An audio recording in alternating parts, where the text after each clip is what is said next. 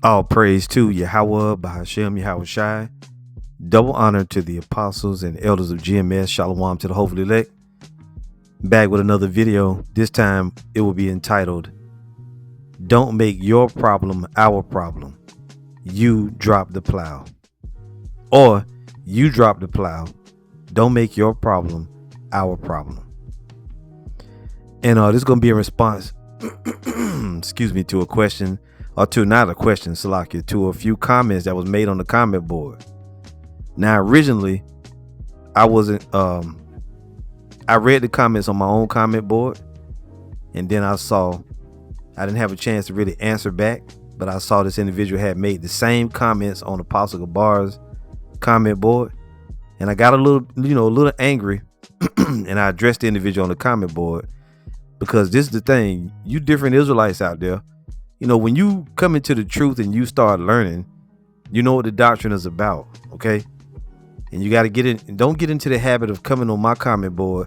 I mean, at the end of the day, if you don't get an answer, which I answered you initially, but Apostle Hart did say to different brothers that if you ask a question to one brother and you don't get a response, then you ask another brother. But this individual ain't wasting no time. He's just going on the comment board, and you'll get to see it. Let's just get right into it. I'm not going to prolong it. So, like I said, this individual came on my comment board, and then I saw him on Apostle Gabar's comment board with the same stuff. So let's read it. This is from an individual named House of Israel 144. Right now, since then, the brother, since I kind of got on him on Apostle Gabar's comment board, and I told him he was on my comment board asking the same thing, and that he was doing too much, I went back to Apostle Gabar's comment board. The comments was taken down from that individual, and he also took his comments down off my comment board, but I had already screenshotted it, his comments. So his comments didn't, and then I started not to address it. I turned the computer on to address the comments, and then when I saw that he took the comments down, I said, well, I ain't going to address it. He took it down, but then after I got ready to turn the computer off, the spirit was like, still go ahead and address it. So here we are now. Anyway, House of Israel 144 says, Shalom. Now, when you say, I don't call myself an elder, okay?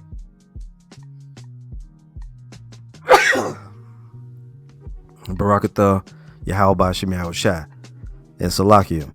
So I was going to say, I don't call myself elder. I don't address myself that way. All right. I don't describe myself in that way, but other people do. I'm only mentioning this because this right here, when you say the word elder here and then you say Zaquan, that's the same thing. Okay. And the Zaquan is no you in it. It's just Zaquan. Now, I'm not saying that's what I am. Okay. I'm just telling you the proper way you're going to address somebody who's an elder. Like when you elder apostles, you ain't going to say elder Zaquan apostle. You're going to say elder apostle, or you're going to say Zaquan apostle, because the word Zaquan is really just a Paleo Hebrew way of saying elder. Anyway, this brother said, Shalom, just wondering if we could communicate via email or phone number. I need edification and I need to be rebuked, and I want the discipline. First off, and I'm going to say this again, the elder apostles, first and foremost, they don't communicate with people on telephones or via email going back and forth with you. You got our comment boards. You can call. You got a question to ask us on the comment board. So I answered right back. I told the brother, if you have a question, just ask it. He came on. He said, "Kun the water," for even acknowledging me. But I wanted to know if me wanting to break these precepts down in foreign language makes me proud. Excuse me. Or a false prophet, or am I wrong? Now I'm just like, what? He goes on, I've been breaking down scriptures from the Jamaican NYU,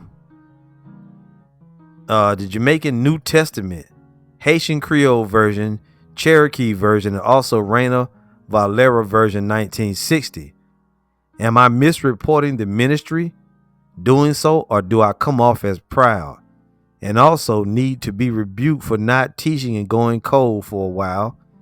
But Yahweh Shai brought me back, and I'm ready to prophesy again, but I want to be openly rebuked for going cold. So a few things here first.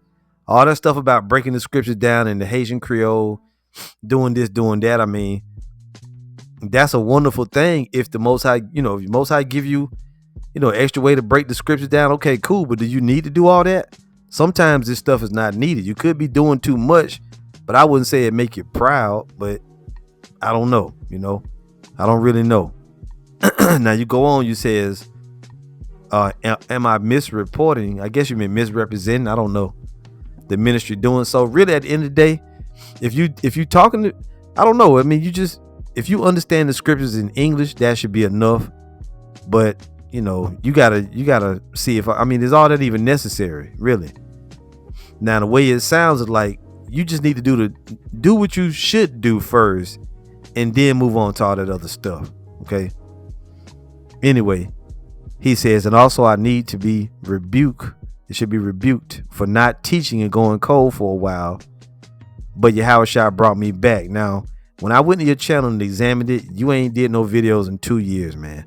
I don't know if it's been the same amount of time since you've been on the highways and hedges, but at this point, you saying Yahushua brought you back. What do you mean he brought you back? You mean he brought you back to watching videos or what? Because you said Yahushua brought me back and I'm ready to prophesy again. Wait a minute.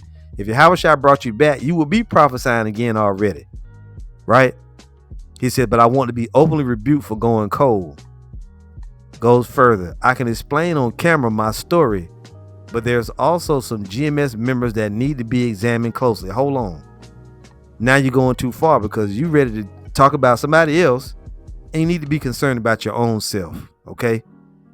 I'm going to read more. He says, I can explain on camera my story, but there's also some GMS members that need to be examined closely. GMS Champaign, which I believe that's in Illinois. I don't know. Now, I don't know of a channel called GMS Champaign, but maybe you mean GMS Chicago, or I don't know. I'm not sure. He says, they do the work of Yahushua, and I commend them because even when I went cold, but they're very carnal and world friendly, and that's part of why I left. I didn't want to be a part of that. Now, when you leave and go out of the truth, you can't blame nobody else for it. It's the spirit of the Lord. When you come into the truth, it's the spirit of Yahweh B'Hashem Yahushua. If you leave the truth, it's the spirit of Yahweh B'Hashem Yahushua. And further than that, want to throw somebody else under the bus and saying they need to be closely examined, that's really going off, man. All right. That was a turn off right away. And you got to watch out with that stuff. Now, what I saw on Apostle Gabar's comment board, you said that Yahushua, that you went cold. Let's read into it a little more. He says that for years I've kept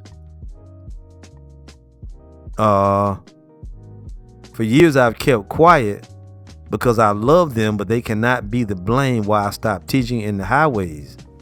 I take my rebuke to the chin. I want it. Put the belt on me. I need it. See, this is a dude that's glutton for punishment. He wants to be rebuked for something. He says, I never left this doctrine, just the brothers I was with. I have never blamed GMS, always kept faith through this ministry. Well, this is the thing. If you left the truth and you stopped teaching, you did leave the doctrine. A lot of guys think that the doctrine is just what you believe in, like how you live, you keeping the commandments. No, the doctrine is more than just keeping the law. It's brotherly love. It's doing the work. It's all of that, all these different things that the doctrine is. So yeah, you did leave the doctrine. Like I said, when I went to your channel and I examined, I noticed that you haven't put a video up in 2 years. Now you saying that Yahushua brought you back? I don't think so. Okay, I don't think so. Now you saying you need this rebuke. At this point, it's past rebuke, man. You took your hand off the plow and can't nobody help you with that. Okay, that's on you. That's why I said, don't make your problem our problem. And further than that, you come and bringing some messy shit about these other men or whatever. Oh, he had a little more here on the comment here. He says, and yes, I have expressed these feelings to them like a man on multiple occasions. I'm not bearing false witness. So here it is. You pop back up after you've been absent and you went cold by your own admission. And not only do you pop back up, looking for you're looking for a rebuke, but really you're looking for mercy. You're looking for mercy. Because by my estimation, and when I saw it on Apostle Gabar's comment board, you said something similar as far as, you went cold and you ain't been teaching for years. You need to be rebuked and you want to be rebuked openly. Well, this is the thing. We rebuke men sharply that they may be sound in the faith. When you leave the faith totally, what's the point of rebuking you? I'm only doing this video. I ain't even trying to do the video to rebuke you. I'm just sharing here now. Okay? Because this is the thing. I don't want to give you false hope. You've been gone for 2 years. That candlestick been removed out of its place. And more than likely, you're not of the elect. Now, at the end of the day, miracles happen. Maybe the Lord accept you back with open arms, but that's between you and him. You can't make that problem our problem. And when you come on my comment board and you bring messy shit and allegations against other men, right? And then you go to Apostle Gabar's comment board. Now you being a damn busybody and you're doing too much. So don't make, and the elder apostles are busy men. Us brothers, we busy. We doing videos. We trying to make our calling and election sure to the best of our ability. And here you come, want to unload on us. Throw this in our lap. No, it's your problem, man. You got to deal with it, okay? Let's read a few scriptures now. I shared that much. Let's go to Luke 9, verse 62. We'll start at 57. It says, exacting discipleship. And it came to pass that as they went in the way, a certain man said unto him, Lord, I will follow thee whithersoever thou goest. And Yahushua said unto him, foxes have holes and birds have air, Salakia, and birds of the air have nests, but the Son of Man hath not where to lay his head. And he said unto another, follow me. And y'all please bear with me here. I just did another walk and talk and I'm a little bit hoarse, but the Spirit was on me to go ahead and put this lesson together. It says, and another one said, and he said unto another, follow me. But he said, Lord, suffer me first to go and bury my father. Yahushua said unto him, let the dead bury their dead, but go thou and preach the kingdom of the Most High. Right. You know what you're supposed to do. You learn the doctrine. You've been around GMS. You've been watching the videos. You know what you're supposed to do. All right. You're supposed to go and preach the kingdom. Like this man, the Lord told him, let the dead bury their dead. Now, the way it sounds, you had issues with them other brothers, and you said that caused you to leave, but then you ain't blaming it on them. Well, at the end of the day, things come up, things happen, but hey, it is what it is. We don't need an explanation, and we don't need any extra stuff to deal with. When a guy fall out of the truth, that's your test. You got to deal with that. We got enough on our plate already, and I think it's inconsiderate for you to come and unload that on brothers. You got a story. You want to talk and want somebody to call you on the phone, email you. We ain't doing all of that. You got to fast and pray. Seek Yahweh by Hashem Yahushua. Okay? That's all you can really do. It ain't our problem. It's your problem. And I don't mean it in a messed up way, but it's the truth. It's the truth of the matter. That's your problem, man. You got to fix it. You got to work it out with the Lord. Don't come laying it, and like I said, by my estimation, I think you think that if we go all out and rebuke the shit out of you, then you would feel like the Lord punished you. Now you can come back. Nah, that ain't how it works. The Lord gonna bring you back. If he gonna bring you back, he's gonna bring you back. All right. Now going on, and you could get rebuked. I guess this will come off as sort of a rebuke, but I'm really not trying to rebuke you. I'm just being straight with you. At this point, as far as we concerned, you out of the faith. Here it is. You got to think, man, 2 whole fucking years. What you been doing for 2 years? You went back into the world. You can't say honestly that you ain't been in no camp. You ain't did no videos in 2 years, but you was been, like you said, you never left the doctrine. Yeah, you did. You did leave the doctrine. Even if you went out in the world and you maintained you were still an Israelite and you following the commandments or whatever, can you really say you was following the doctrine and you wasn't doing no work? You wasn't doing no lessons, nothing. What was you doing? Playing video games? What would an individual do for 2 whole years? You know how many days that is? That's how many days that? 365 plus 365. That's 730 days. That's how many days that is. 730 days. If you did one lesson, let's say you did one lesson a week out of those 730 days, right? Is that right? 325 is 50. That's roughly 720, 730 days. But if you did one lesson a week, that's 52 weeks times 2. That is 104 weeks. You would at least have 104 lessons to show. Okay? you will at least have 104 lessons to show if you did one video a week for 2 years. So the fact that you haven't done any videos shows that the spirit was waxed cold on you, man. Now here you come showing back up to about Yahushua brought you back. Yeah, okay. Yahushua didn't bring you back. You might start watching videos again, but that's all going on. Yahushua said to him, let the dead bury their dead, but go thou and preach the kingdom of the Most High. And letting the dead bury their dead means the people of the world, the spiritual dead, they're going to worry about the things of the world. You that are alive, spiritually awakened, quickened, you got to go preach the kingdom. And another also said, Lord, I will follow thee, but let me first go bid them farewell which are at home in my house. And Yahushua said unto him, no man having put his hand to the plow and looking back is fit for the kingdom of the Most High. So take that one verse. What did Yahushua say? You want us to rebuke you for being cold. Man, you was all the way cold, man. You twice dead now.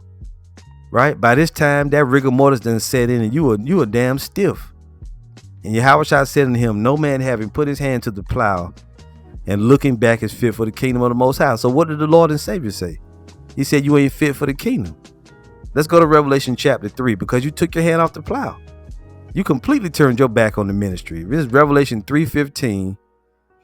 I'll start at 14. And unto the angel of the church of the Laodiceans write, these things saith the Amen, the faithful and true witness, the beginning of the creation of the Most High.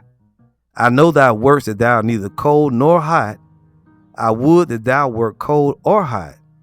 So then, because thou art lukewarm, neither cold nor hot, I will spew thee out of my mouth. And really, you was being lukewarm in the sense that, shit, in this case, you was cold. You was all the way out. You see? You was all the way out. You was a lukewarm plus. You waxed lukewarm first, then you got cold. Then on top of that, you're trying to blame other men, but then you said you ain't blaming them. And you do. You are blaming them a little bit. You said they need to be, what did he say? Let's go there. Salakia. He said that, damn it. He said that they need to be examined closely. Well, this is the thing. There's order set up. If these brothers now, it seemed like I did see a GMS Champagne. If you brothers out there, you can, make yourself known or get with your heads in your region. Champagne, if I'm not mistaken, is in Illinois, which that would be GMS Chicago. And if them brothers need to be talked to, they heads over there in Chicago would talk to them. Elder Malcolm and whoever else, the second and third in command, Elder Uriah and them, Elder Yakia, they'll talk to them guys. That's for them to do. See, you came in wrong. You coming in, first you come to me. I'm not in your region. I'm not one of your regional heads. I'm not the head of the camp over there. You came to me first. Then you went to the head elder apostle, the second in command, right? Over all GMS, pretty much. You went to him without, after I told you if you had a question, just ask it, man. See, you bringing dirt. Now, you didn't say all this stuff on the Apostle Bar's comment board, but eventually it was going to lead to that because you did ask the elder apostle, can you contact him or can he contact you on the phone or by email? Ain't nobody doing all that, man. Don't make our problem your problem.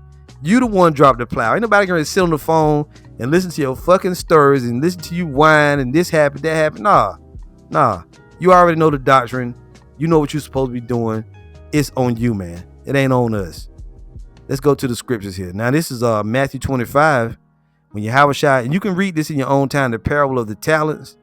The Lord is going to come and reckon with all men, with these Israelite men. And this is a parable, right? Let's go right to the point. This is Matthew 25 and 20 and 19. After a long time, the Lord of those servants cometh and reckoneth with them. Let's read this in another version. NLT. After a long time, their master returned from his trip and called them to give an account of how they had used his money. All of us brothers in the truth, we've been given a portion of the Lord's money to go out and do business. The Lord expects an increase upon his return, which really in a figurative sense is talking about you get the spirit of the Lord, you learn the knowledge, you go do the work. The return you bring back is those that come into the truth through your preaching. Matthew 25:19 again. After a long time, their master returned from his trip and called them to give an account of how they had used his money. The servant to whom he had entrusted the 5 bags of silver came forward with 5 more and said, Master, you gave me 5 bags of silver to invest, and I have earned 5 more. The master was full of praise. Well done, my good and faithful servant. You have been faithful in handling this small amount, so now I will give you many more responsibilities. Let's celebrate together. The servant who had received the 2 bags of silver came forward and said, Master, you gave me 2 bags of silver to invest, and I have earned 2 more. The master said, well done, my good and faithful servant. You have been faithful in handling this small amount, so now I will give you many more responsibilities. Let's celebrate together. Then the servant with the 1 bag of silver came and said, Master, I knew you were a harsh man, harvesting crops you didn't plant and gathering crops you didn't cultivate. I was afraid I would lose your money, so I hid it in the earth. Look, here is your money bag. But the master replied, you wicked and lazy servant. If you knew I harvested crops I didn't plant and gathered crops I didn't cultivate, why didn't you deposit my money in the bank? At least I could have gotten some interest on it. Then he ordered, take the money from this servant, and give it to one with the 10 bags of silver. To those who use well what they are given, even more will be given, and they will have an abundance. But from those who do nothing, even what little they have will be taken away. Now throw this useless servant in the outer darkness, where there will be weeping and gnashing of teeth. You see it? And if you go back to the KJV momentarily, and this is where you are, house of Israel. You come back with stories and accusations against other members, and then on top of that, you want to bog us down in your shit? Hell no, man. Hell no. Matthew 25:29, it says, for unto everyone that hath shall be given, and he shall have more abundance. But from him that hath not shall be taken away even that which he hath. And cast ye the unprofitable servant in the outer darkness, there shall be weeping and gnashing of teeth. You see that? So, and the Lord told him, verse 26, his Lord answered and said unto him, thou wicked and slothful servant.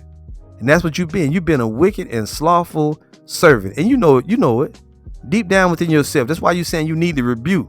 Put the belt on me. Look, man, you need to rebuke yourself. Like I told you on Apostle Gabar's comment board, you need to rebuke yourself. You know the scriptures, you read them. You trying to load us up with extra shit to do. Come on, brothers. You want to sit on the phone. Somebody email you going back. Why should we even do that? We don't know you. We don't owe you nothing. You different brothers out there who never really came into the fold. You just on the outside looking in with your mouth open, thinking that because you use kind words and use a flattering title, that's going to give you, no, man. No. You worry about your own, you got to do that your own. You got to seek the Lord with fear and trembling, man. And if you fear the Lord, you would have never took your hand off the plow. You took your hand off the plow. Don't make your problem our problem. This is Hebrews 10:24. And let us consider one another to provoke unto love and to good works. And let us consider one another to provoke unto love and to good works, not forsaking the assembling of ourselves together as the manner of some is, but exhorting one another, and so much the more as ye see the day approaching. Now, like I said, you went away. For years, you've been holding on to these perceived slights and indiscretions from these other brothers. Then you want to come back and rip the damn wound back open and involve us in this shit, tell on them, then say you went cold. Nah, man. Nah. That's confusion. And really, like I said, you've been a busybody and you're being damn messy, man. For if we sin willfully, after that we have received the knowledge of the truth, there remaineth no more sacrifice for sins, but a certain fearful looking for of judgment and fiery indignation, which shall devour the adversaries. You see that? He that despised Moses' law died without mercy under 2 or 3 witnesses. Of how much sore punishment, suppose ye, shall he be thought worthy who have trodden underfoot the Son of the Most High, and hath counted the blood of the covenant wherewith he was sanctified an unholy thing, and hath done despite unto the Spirit of grace. Right, the Lord gave us all grace. We're under grace. We're not under the law currently. Right? So when we go off, we repent and we keep moving. We don't go away and hide for 2 years, nurse our wounds, then we see the prophecy start being fulfilled and we pop back up. Nah, you done despite the Spirit of grace. You went and hid. You went and hid the Lord's talent, and you went and hid. Now you got to deal with it. Verse 30, for we know him that has said, vengeance belongeth unto me. I will recompense, saith the Lord. And again, the Lord shall judge his people. It is a fearful thing to fall into the hands of the living power. And that's where you find yourself. We can't, we can't exonerate you from these offenses and whatnot. We can't tell you everything gonna be all right.